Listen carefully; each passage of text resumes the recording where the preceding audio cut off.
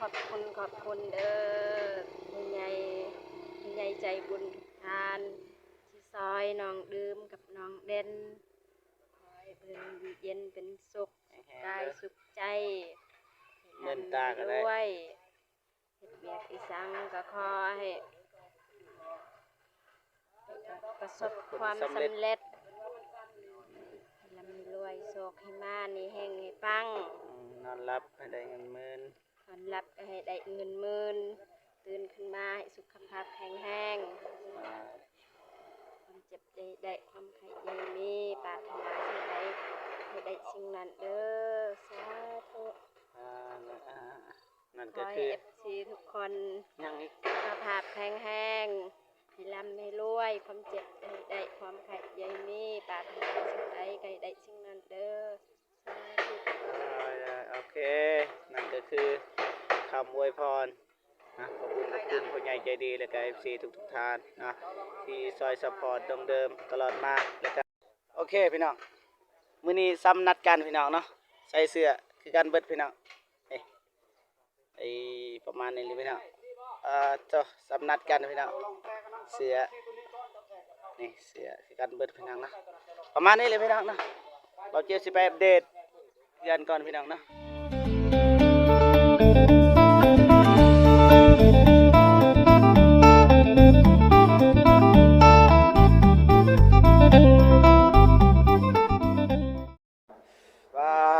พี่น้องพี่น้องน้องเดิมนะเราเจ็บใส่เสื้อคือกันเลยพี่น้องจะได้จะมาใส่เสื้อนี่เสื้อเฮ็ดเวียกเสื้อเฮ็ดเวียงนะแต่ว่ามันขายกับเสื้อบ่เจ็บเลยพี่น้องเนาะวันนี้ก็มาอัปเดตเรื่องน้องเดิมเพื่อเขาพี่น้องเนาะ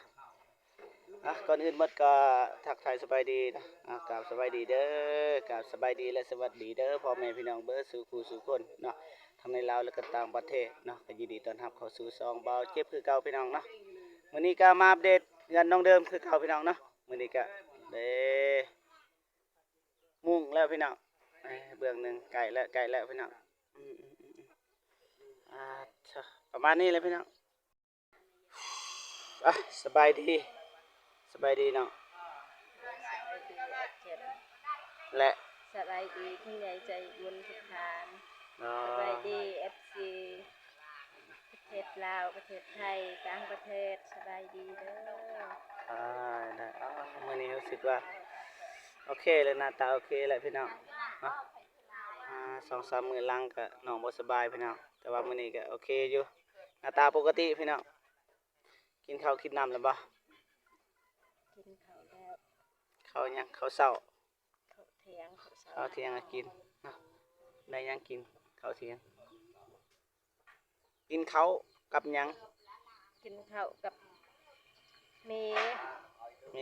โดยคิดว่ากินข้าวกับแจ่ว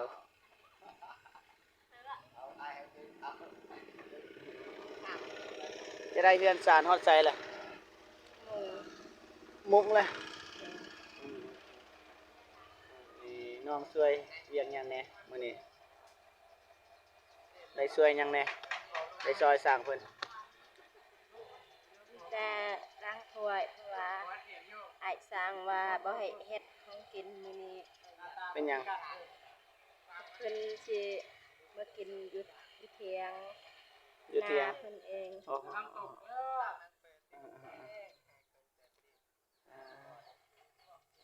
สนักกับ FC ก็หลายเทื่อพี่น้องว่าสิชวนน้องเดิมไปเก็บผักกูดพี่น้องแต่ว่าก็บ่ได้ไปจักเทื่อพี่น้องเพราะว่าน้องก็บ่ทันแน่น้องก็บ่สบายนะทีมงานเฮาก็เลยบ่ได้ไปเนาะจะหน่อยเชื่อนกันแล้วพี่น้องเชื่อนแล้วก็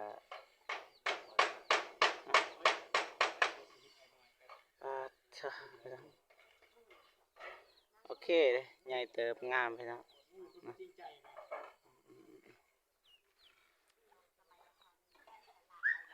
บริงานติบริงานที่ขึ้นเดียวเห็นปะ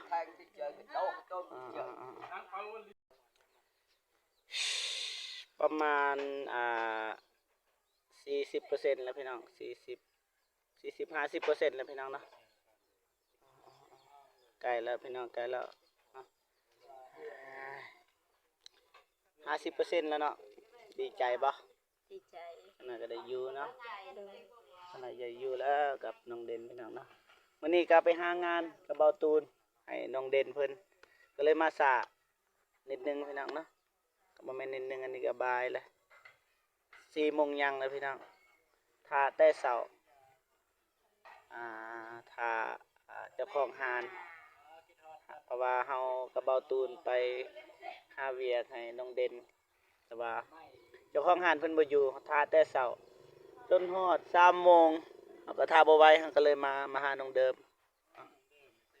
เลยบ่ได้เวียกซ้ำเสียเวลาซื่อๆพี่น้องเนาะยิ้มเลยเนาะเป็นหยังคือว่ายิ้ม ดีใจ ดีใจ โดย ดีใจแห้งสำใดอ่ะ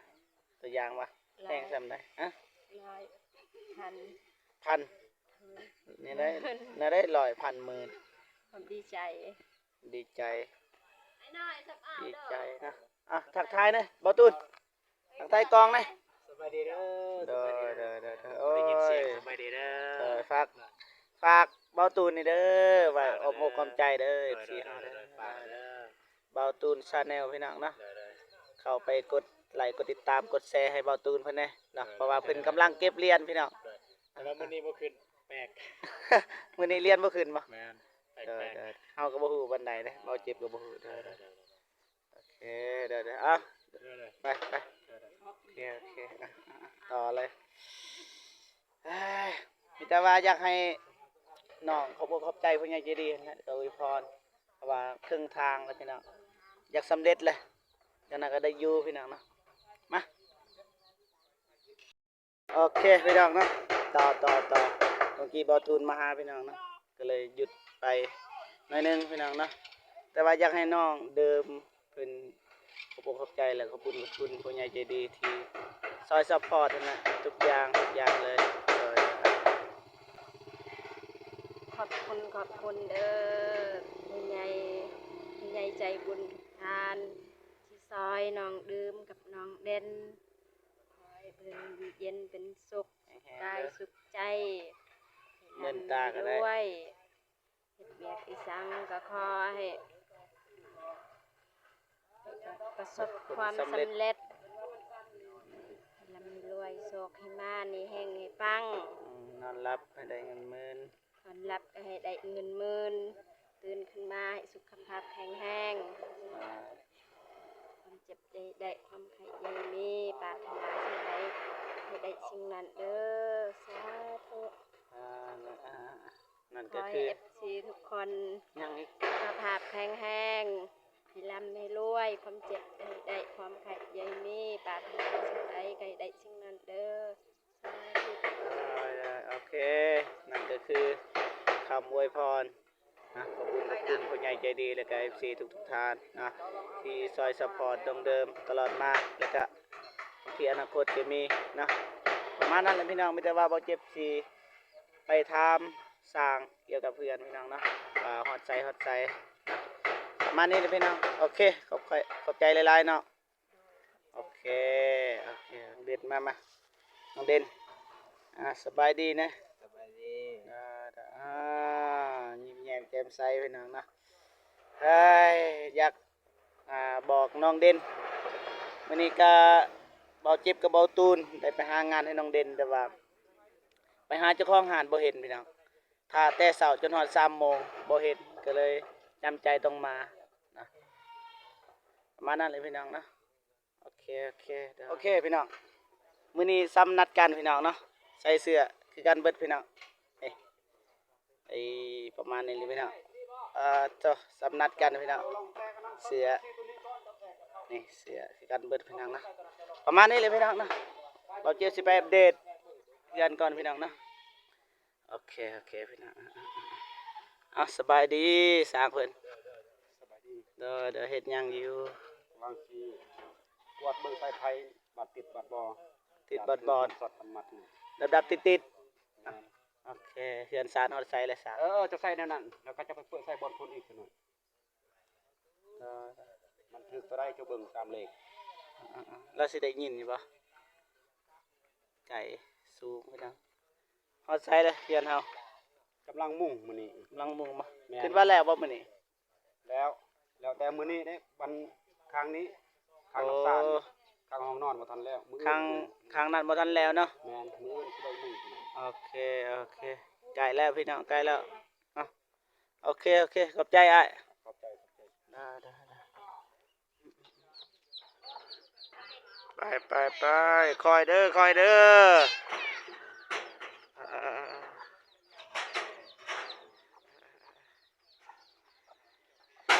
เอ้ยออกเด้อ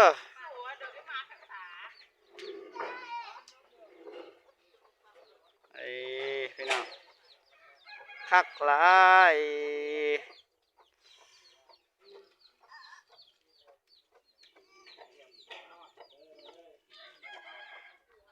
ยังอีกหน่อยนึง เอาลงมา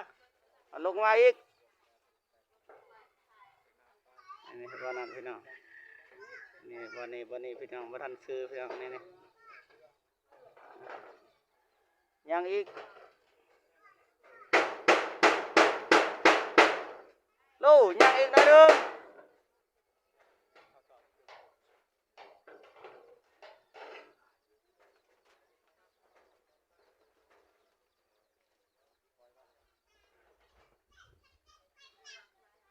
ยังอีกโอเค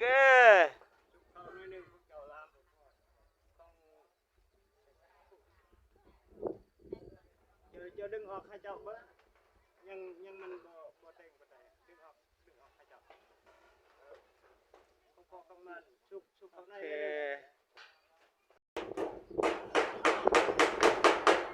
โอ้ลำบากเลยพี่น้องเลย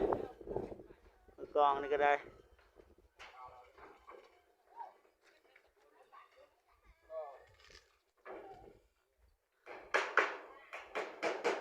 ใกล้แล้วพี่น้องมื้อนี้คิดว่าเบื้องนี้แล้วมื้ออื่นเบื้องนั้นอีกประมาณนี้เลยพี่น้องเนาะโอเคโทษพี่น้องนี่กองบ่แจงวันใดพี่น้องรู้สึกว่าโอเคเด้พี่น้อง เป็นบินเป็นรุ่นบ่ บ่เจ็บสิลองขึ้นก่อนพี่น้องก็เถอะบันได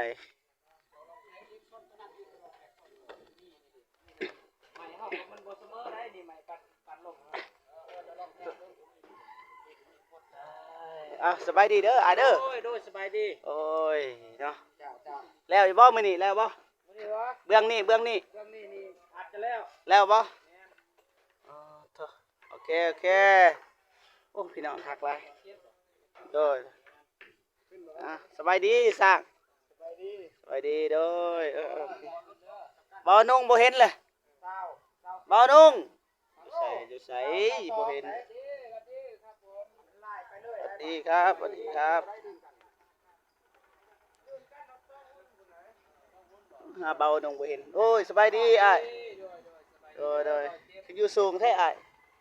ขึ้นทางใด เคยขึ้นไหม บ่โอเคโดยเป็นห่วงหน่อยนึง โดยคักลายพี่น้องใหญ่เติบพี่น้องเด้อนี่อันนี้ก็นอกศาลพี่น้องอันนี้ก็ห้องน้องเดิมนี่ห้องน้องเด่นอันนี้ก็วางเลยพี่น้องใหญ่เนาะทั้งใหญ่ทั้งงามพี่น้องเนาะรู้สึกดีใจแทนน้องเพิ่นพี่น้องเนาะจังใดก็ขอบคุณนะผู้ใหญ่ใจดีที่ซอยเรือน้องเดิมกับน้องเด่นพี่น้องเนาะถ้าบ่มีผู้ใหญ่ใจดีก็คงสิบ่ได้แบบนี้พี่น้องต้องขอบใจหลายๆต้องขอบใจหลายๆพี่น้องนะคักพี่น้องโอ้ยยังบ่ได้พี่น้องเอ้ยเด็ดเด้งามเลยพี่น้องขตีไฟด่านอีกแห้งงามพี่น้องนี่โอเค อยากขึ้นอยู่พี่น้องแต่ว่าบ่เจ็บขึ้นบ่ได้เสียวหลายพี่น้องย่านแน่โอเคประมาณนี้เลยพี่น้องเนาะกากไลครับไลมาอัปเดตบ้านของน้องดื่มน้องเด่นพี่น้องเนาะบ่เจ็บคิดว่าสิลงทางนี้ได้พี่น้องแต่บ่ฮู้ว่าลงได้หรือบ่เนาะสิโดดเลยได้นี่โอเค